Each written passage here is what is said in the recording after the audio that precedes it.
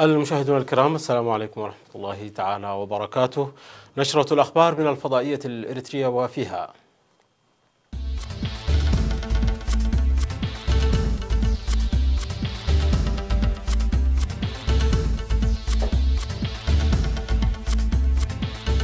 فخامة الرئيس يبحث مع ولي عهد أبو ظبي تعزيز العلاقات الثنائية. السفير الإريتري في إيطاليا يعقد سمينارا للإريتريين في بولونيا. تدشين مشروع مياه الشرب في دغراماريتو. قمة دول منطقة الساحل الأفريقية تبحث محاربة الجهاديين. كونتي رئيس وزراء إيطاليا يصل بغداد في زيارة رسمية. ومقدونيا الشمالية تنضم لحلف الناتو.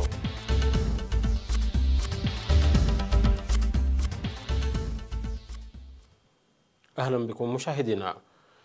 بحث فخامة الرئيس إسياس أفورقي مع صاحب السمو ولي عهد أبو ظبي ونائب القائد الأعلى للقوات المسلحة لدولة الإمارات العربية المتحدة الشيخ محمد بن زايد آل نهيان تعزيز علاقات الصداقة والتعاون الأخوي الثنائي بين البلدين.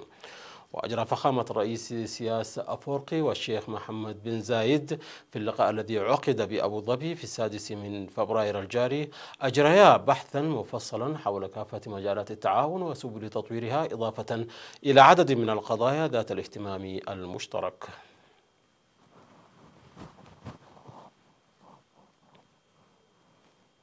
نظمت أنشطة دبلوماسية شعبية خلال هذا الأسبوع، حيث عقد سفير إريتريا في إيطاليا سمينارا للإريتريين المقيمين في بولونيا، فيما قدم عرض فوتوغراف في مدينة برلين الألمانية يعكس حضارة لؤلؤات البحر الأحمر مدينة مصوع. كما تمرع فرع الاتحاد الوطني للمرأة الإريترية في ألمانيا لصالح معاقي الحرب. كما تبرعت الجالية الإريترية بمدينة كايرلسلاوتر وضواحيها لصالح كفالة رعاية أسر الشهداء. وقد عقد سفير إريتريا في جمهورية إيطاليا السيد فيسهاتيون بيطروس في 3 من فبراير الجاري سمينارا للإريتريين المقيمين في بولونيا الإيطالية حول الأوضاع الراهنة في البلاد والتطورات في المنطقة عامة، وخاصة أجواء السلام الذي شهدتها منطقة القرن الأفريقي في العام المنصرم وتبعاتها. يذكر بأن السفير فيسهاتيون كان قد عقد سمينارات مماثلة للإريتريين المقيمين في مدينتي روما وميلانو. في غضون ذلك افتتح رسميا بمدينة برلين الألمانية في 28 من يناير المنصرم معرض فوتوغرافي يعكس حضارة مدينة مصوع الأثرية بعنوان مصوع موروث إريتري لم يتم اكتشافه. وفي المناسبة التي شارك فيها مختلف خبراء علم الآثار والمهتمين بالموضوع وأعضاء السفارة الإريترية في برلين، ألقت عميد الفن والثقافة بجامعة برلين للتقنية وعلم الاقتصاد البروفيسور كاترين هين قدم توضيحا مفصلا حول الجهود الحثيثة التي بذلت لتنظيم المعرض، معبرة عن امتنانها للمشاركين في تنظيمه والمساهمين في تقديم الدعم الفني. وذكر صاحب الفكرة البروفيسور ستيفان فيني بأن مدينة مصوع تتمتع بتاريخ ناصع وهام، موضحا في الوقت ذاته بأنه يتطلب عمل جاد ودؤوب لإدخالها في سجل الموروثات الثقافية في منظمة اليونسكو، مؤكدا جاهزيته للتعاون مع الجهات المعنية من أجل اتخاذ المبادرة. ويحتوي المعرض على صور فوتوغرافية التقطت في الفترة ما بين 1995 وحتى 1997 للبروفيسور ستيفان فيني والدكتور بافيل وولف، والأنشطة الموثقة ما بين العام 1995 وحتى 2007. ويستمر المعرض حتى 30 من مارس في ساحة جامعة برلين للتقنية وعلم الاقتصاد. من جهة أخرى تم التبرع بمبلغ مالي قدره 17,400 دولار جمع في إطار الحفل الذي أقيم بمناسبة ذكرى اليوم العالمي للمعاقين، والتي شارك فيها فرع المرأة بألمانيا وأعضاء 15 فرعا وغيرهم من المنظمات والمواطنين المهتمين لصالح معاقي الحرب الإريترية. كما أوضحت الشؤون الجماهيرية للقنصلية الإريترية بأن الجالية الإريترية في كايزر سلاوتر الألمانية وضواحيها تبرعت ب9,200 يورو لرعاية أسر الشهداء. أوضحت المعلومات الواردة بأن الجالية الإريترية في كايزر سلاوتر الألمانية وضواحيها إحدى الجاليات النشطة في تبني أسر الشهداء، حيث تتبنى 23 أسرة شهيد. دشن مشروع لتوفير مياه الشرب شيد بالتنسيق بين المواطنين والحكومة في منطقة دغراماريتو بمديرية ساغانيتي بكلفة بلغت 2.5 مليون نفط. ويشتمل المشروع على أنابيب المياه بطول 2 كيلومترين وخزان، ويعمل بالطاقة الشمسية بقوة 10 كيلووات، وكذلك نقطتين لتوزيع المياه. وألقى مدير الضاحية القس رؤسهم قبر واحد كلمة أوضح فيها تقديم دورة تأهيلية للجنة المياه في المنطقة تركزت حول الاستفادة المثلى والإدارة الجيدة للمياه عبر الخبراء، مشيدا بالجهود الحديثة التي بذلها فرع الثروة المائية في الإقليم الجنوبي لتسريع تشييد المشروع. وذكر بأن قلة مياه الشرب الصالحة كانت من إحدى الإشكاليات التي تواجه سكان منطقة دقرا مريتو، وأن هذا المشروع سينعكس إيجابا على حياتهم المعيشية. من جانبه قال مدير مديرية سكنية السيد محرة آب دخل برهان إن مشروع المياه المشيد يتطلب المتابعة والإدارة الجيدة للاستفادة منه بالطريقة المثلى.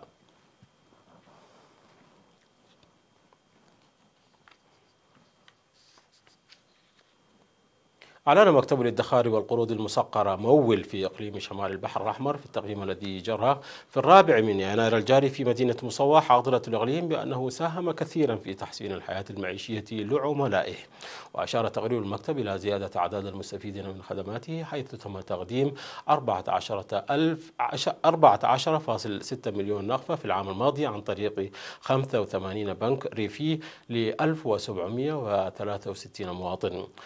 قال التقرير أن استفادة المقترضين من البرنامج وإعادة القرض في أوانه تسير بصورة جيدة، وذكر بأن 50% من المستفيدين هن من النسوة، ومن حيث النوعية فإن 80% هم من المزارعين، مما يعني ذلك بأن القرض المقدم يستثمر في المجال الزراعي. وأضاف المكتب بأنه فتح في المديريات فروعا لمتابعة المزارعين وتقديم المساعدة المتعلقة بالإدارة المالية وإعادة الدين في أوانه، ونتاج لذلك لن تواجه المزارعين أي إشكاليات تعرقلهم عن دفع الدين في الوقت المحدد. وأوضح مسؤول المكتب السيد تسفاء ملس عن وجود ممثلين في 11 مديرية في الإقليم، مشيرا إلى إعادة المقترضين أكثر من 115 مليون نقفة من الدين في أوانه، ولم يتبقى مع المقترضين إلا 34 مليون فقط. من جهته أشار المدير التنفيذي لبرنامج الادخار والقروض المسقرة السيد تافلا أسبروم إلى أن الحركة المالية تساعد في استقرار الأسواق وتسهم كثيرا في الحد من النواقص وفتح فرص العمل، وذكر بأن الفرص المتاحة تحدث تغييرا إيجابيا في الحياة الاقتصادية والاجتماعية للمقترضين، مفيدا بأن المساعي الحثيثة الجارية لدعم العملاء من أجل حل الإشكالية التي تواجههم تعد الوجه الإيجابي الآخر للمؤسسة. شهدت قاعة فندق ماسويرا حفل تدشين لمجموعة شعرية في 6 فبراير الجاري للشاعر تسفاء مريم ولد مريم، وسط حضور عدد من المهتمين بالشأن الثقافي والإبداعي بعنوان دير خالد. وقد توفي مؤلف الكتاب الشاعر تسفاء مريم ولد مريم في العام 2015 قبل أن يرى الكتاب النور، إلا أن الكتاب طبع بمبادرة من المهتمين بالشأن الثقافي والفني وزملائه وأسرته ومعارفه، وخاصة مطبعة حدري للنشر. وقال السيد فريم هبتازيون من مطبعة حدري الذي ألقى كلمة فيما يتعلق بالمراحل التي مر بها الكتاب لبلوغ مرحلة الطباعة، قال إن الكاتب أظهر وفاءه في سرد أشعاره بطرق خضعت للكمال، مرتكزا على فصاحة اللغة وبيان الوصف والتعمق وغيرها من المعايير الراقية لسرد القصائد الشعرية، مما جعل القصائد الشعرية استثنائية جدا، موضحا بأنها هدية كبيرة لكنز الفنون الإريترية عامة وخاصة للقصائد الشعرية.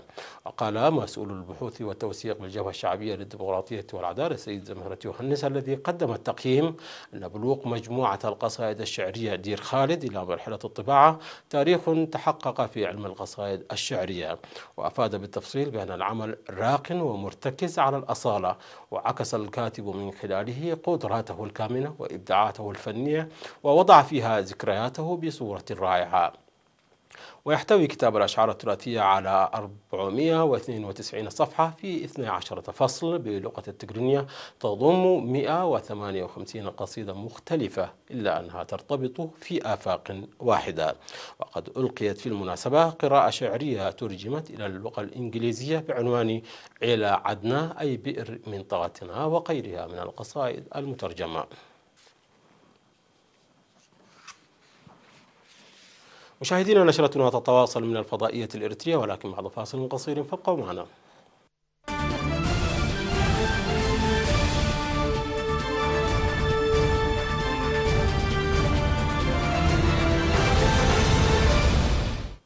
وفي الشأن العالمي انطلقت في وغادوغو قمة خماسية لمحاربة الجهاديين تجمع دولا في منطقة الساحل قضاة مقتل 14 شخص في هجوم إرهابي في بوركينا فاسو. واجتمع قادة قوة مجموعة دول الساحل الخمس التي تضم بوركينا فاسو وتشاد ومالي وموريتانيا والنيجر في وغادوغو في قمة تستمر يوما هدفها تعزيز التنسيق في المعركة ضد الجهاديين الذين تسببوا بمقتل مئات المدنيين وبأضرار اقتصادية. وعشية القمة قتل 14 مدنيا في هجوم وقع في شمال بوركينا فاسو قرب الحدود مع مالي بحسب ما أفاد الجيش. واتخذت إجراءات أمنية مشددة شملت إغلاق طريق رئيسي سريع يربط المطار بمكان انعقاد القمة.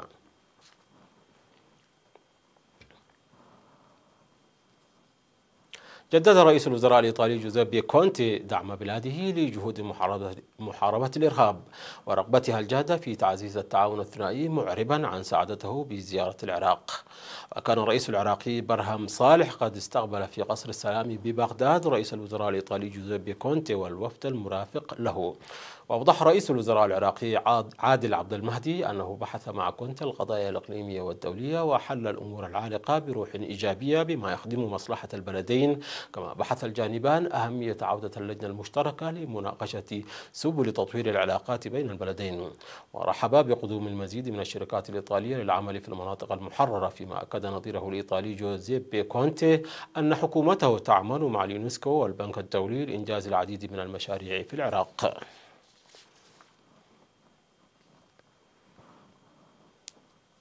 وقع حلفاء الناتو ودولة مقدونيا على اتفاق لانضمام مقدونيا للحلف، لتخطو بذلك مقدونيا خطوة كبيرة لتكون الدولة الرقم 30 بالتحالف العسكري. ومن شأن هذه الخطوة السماح لمقدونيا بالمشاركة في اجتماعات الناتو بصفة مراقب لحين تصديق جميع الحلفاء على بروتوكول الانضمام، وذلك حسب ما ذكرت وكالة الأنباء الألمانية. ويأتي التوقيع عقب حل خلاف امتد لأعوام بين مقدونيا واليونان العضو بالفعل في الناتو. وأشاد زوران زايف رئيس وزراء مقدونيا الشمالية بتوقيع بروتوكول الانضمام للإعلان عن فترة لا تتوقف من التقدم لمقدونيا. وكانت مقدونيا قد وافقت العام الماضي بعد مفاوضات مطولة على تغيير اسمها لمقدونيا الشمالية من أجل التفرقة بينها وبين إقليم يوناني قديم يطلق عليه إقليم مقدونيا. قال علماء إن ثلث جليد جبال الهيمالايا على الأقل سيذوب خلال القرن الحالي بسبب ارتفاع درجات الحرارة، مما سيؤثر في تدفق مياه أنهار مهمة للزراعة من الصين حتى الهند. وأضاف العلماء أن كتلا جليدية هائلة تجعل من منطقة هندوكوش هيمالايا التي تضم أعلى القمم في العالم وعلى رأسها قمة جبل إيفرست بمثابة قطب ثالث بعد القارة القطبية الجنوبية والقطب الشمالي. وأفاد التقرير الذي شارك في إعداده 210 شخص بأن أكثر من ثلث الجليد في المنطقة سيذوب بحلول عام 2100، حتى إذا اتخذت الحكومات إجراءات صارمة للحد من الاحتباس الحراري بموجب اتفاقية باريس للمناخ التي أبرمت في عام 2015. كما أن ثلثي الجليد قد يختفي إذا أخفقت الحكومات في كبح انبعاثات الغازات المسببة للاحتباس الحراري خلال القرن الحالي.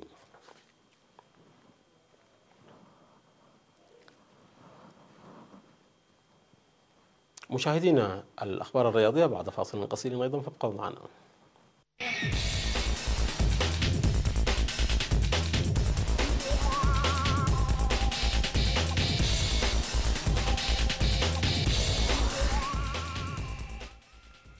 وفي الأخبار الرياضية، أحكم منتخبنا الوطني قبضته المطلقة على ريادة الترتيب في جميع الأقمصة الشرفية ببطولة أفريقيا للشباب دون 23 عاما في طواف دي لا سبير بعد نهاية المرحلة الثالثة والتي جرت اليوم الأربعاء.